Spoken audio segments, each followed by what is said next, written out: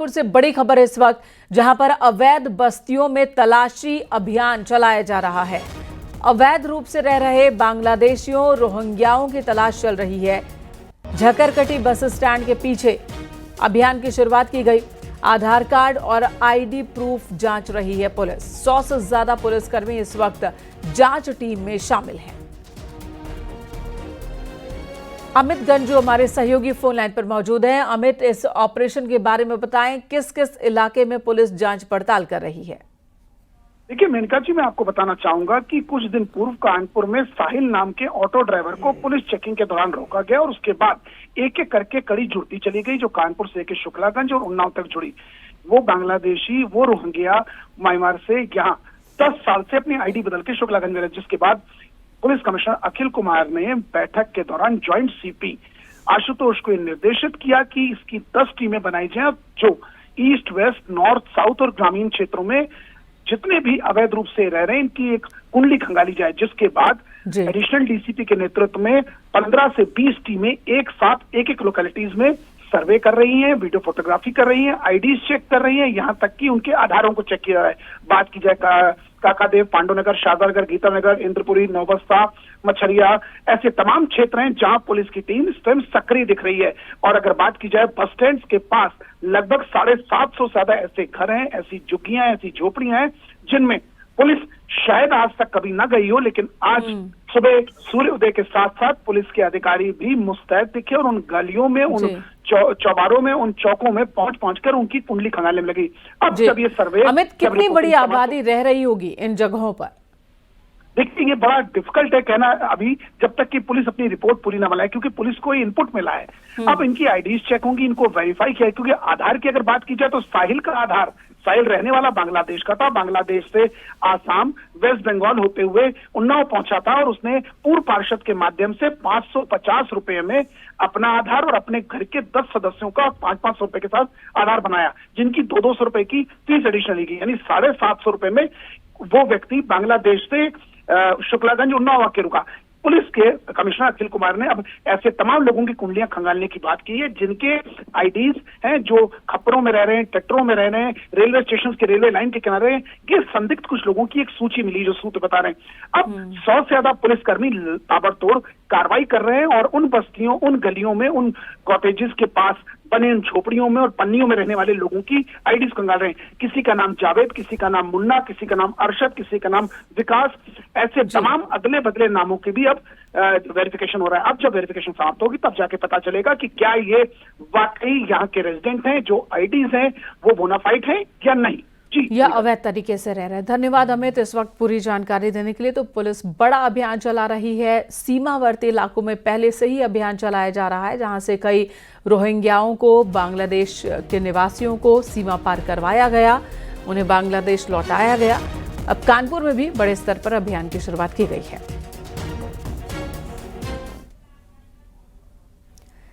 रायबरेली से खबर, जहां पर पुलिस और बदमाशों के बीच हुआ है एनकाउंटर और इस एनकाउंटर में 2 बदमाशों के पैर में गोली लगी है, जिससे पुलिस ने गिरफ्तार किया।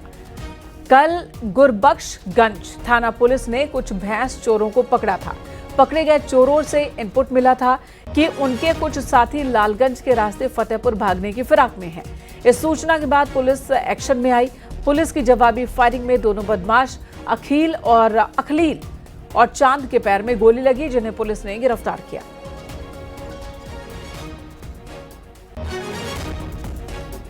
उत्तर प्रदेश की पुलिस फुल एक्शन में है। ललितपुर, गाजियाबाद और मथुरा में भी एनकाउंटर हुआ है। बीते रात की बात की जाए, पुलिस ने ऑपरेशन लंगड़ा के तहत कई बदमाशों को पकड़ा है।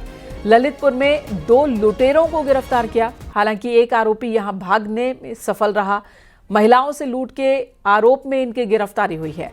गाजियाबाद में पुलिस और बदमाशों के बीच एनकाउंटर हुआ और इस दौरान बदमाश गोली लगने से जख्मी हुआ। पुलिस ने बदमाश को गिरफ्तार कर लिया है। वहीं मथुरा में पुलिस एनकाउंटर में 2 बदमाश गिरफ्तार किए गए। गोली लगने के बदमाश विनोद जख्मी हुआ, जबकि दूसरे बदमाश ने सरेंडर कर दिया। बदमाशों के कब्जे से तमंचा, कारतूस, चोरी के गहने और बाइक बरामद की गई है।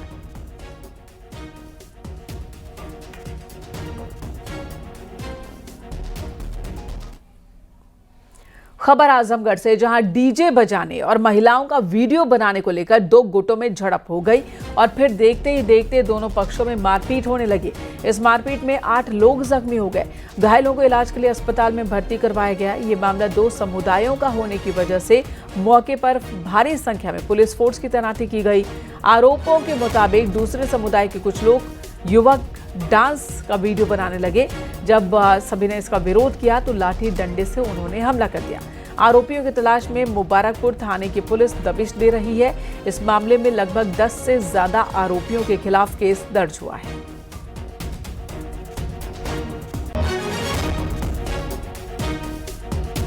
कनौजिया के घर की महिलाएं व गांव की महिलाएं एक साथ लावा परछावन कार्यक्रम में जा रही थी।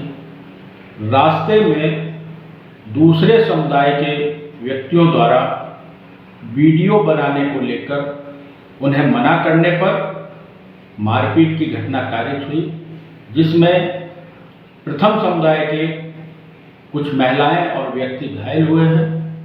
पीड़ित पक्ष की तहरीर पर संबंधित धाराओं में मुकदमा पंजीकृत कर विधिक कार्रवाई की जा रही है।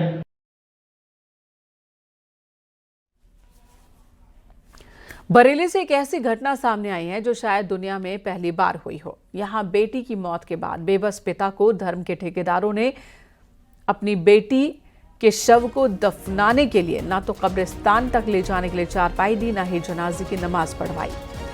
यहां तक कि कब्रिस्तान में भी जगह देने से इनकार कर दिया। मजबूरन बिना जनाजे की नमाज के ही शव दफनाया गया। दरअसल एक मुस्लिम लड़की ने 3 साल पहले 16 जनवरी 2022 को चाहबाई के रहने वाले हिंदू लड़के राहुल से निकाह किया था।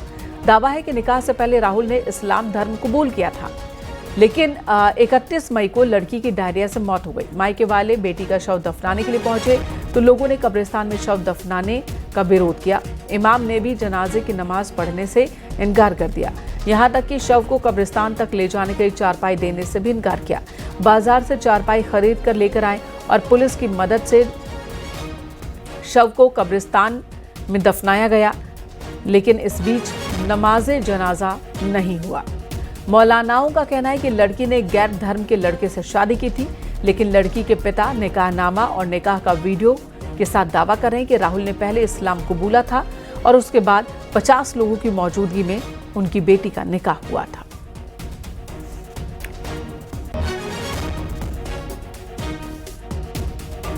निकाह किया था। हाँ, 4 लोगों में मतलब 50 लोग थे उसके अंदर। निकाह के क्या नाम था उसका लड़के का? लड़के का राहुल था। निकाह किया था उसके साथ, उसने कलमा पढ़ा लिया था। कलमा पढ़ लिया। इतनी बड़ी समस्याएं आई, वो जरा बताइए हमें। वो ये आई कि मस्जिद से पलंग लाया तो लिया एक बार, फिर वापस ले गए। दूसरा के लाया, फिर ले गए वापस। फिर खटोला लेके आया खरीद के नवाज साहब, तो वो वहाँ पर लोग खड़े हुए थे, वो नहीं ले जाने देंगे, सुनने में आया। फिर हमने पुलिस का मैंने खुद जाके बंदोबस्त कराया, तो कहीं जाकर दफना कोई नमाज़ पढ़ाने के लिए राज़ी ही नहीं था। तो मैं क्या करता, मैं यही तो करता खुद। कोई भी नहीं होता तो मैं उसे कंधों पे ले जाता अपने। मुझे तो करना ही था, दुनिया वालों को दिखाना था कि हम मुसलमान हैं, बस रीति रिवाज से काम करना है। जनाजे की नमाज के लिए कहाँ कहाँ आप गए, क्या क्या लोगों ने कहा आपसे? कि हम नमाज नहीं पढ़ाएंगे, बोले नमाज भी नहीं होगी और पलंग भी नहीं दिया जाएगा। पहले ही सब जगह, और यहाँ तक दफनाने तक भी नहीं देते।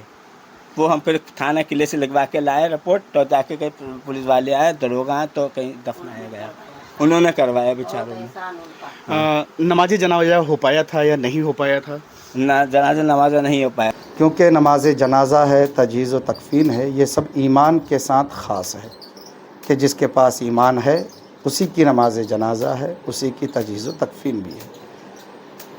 तो मेरे सामने तो बाद में आई बात, पहले ही इसका मसाला जो है पूछ करके मालूम कर लिया गया था। तो फिर नमाज जनाजा पढ़ाने के लिए भी वहाँ के जो इमाम हजरात थे उन्होंने मना कर दिया। तो फिर उनके घर वालों ने वैसे ही कब्रिस्तान में ले जाकर उनको दफन कर दिया। शादी करना एक अमल है और मज़हब पर कायम रहना एक दूसरा अमल है, मगर उसने अपने आप को इस्लाम मज़हब पर कायम रखा। अगर हम दूसरे के कहने के मुताबिक मान भी लें कि गैर मुस्लिम से उसने शादी की और उस लड़के ने इस्लाम कबूल नहीं किया, अपने मज़हब पर कायम रहा, तो इस पर भी हुक्म यही है शरीयत का कि वो गुनहगार तो होगी, गुनहगार ज़रूर होगी, मगर उसको इस्लाम से खारिज नहीं किया जाएगा। जब इस्लाम से खारिज नहीं है, वो मुसलमान है महिला, तो उसकी नमाज जनाजा भी पढ़ाई जाएगी। और जिन लोगों ने भी नमाज जनाजा नहीं पढ़ाई वो मुजरिम हैं, गुनहगार हैं, उनको नमाज पढ़ाना चाहिए। और अगर वो नहीं पढ़ा रहे थे तो वहाँ पे आम जो लोग थे, आम लोगों में ही किसी को चाहिए था कि नमाज जनाजा पढ़ा देना चाहिए, और बग़ैर नमाज पढ़ाए उसको दफन नहीं किया जाना चाहिए।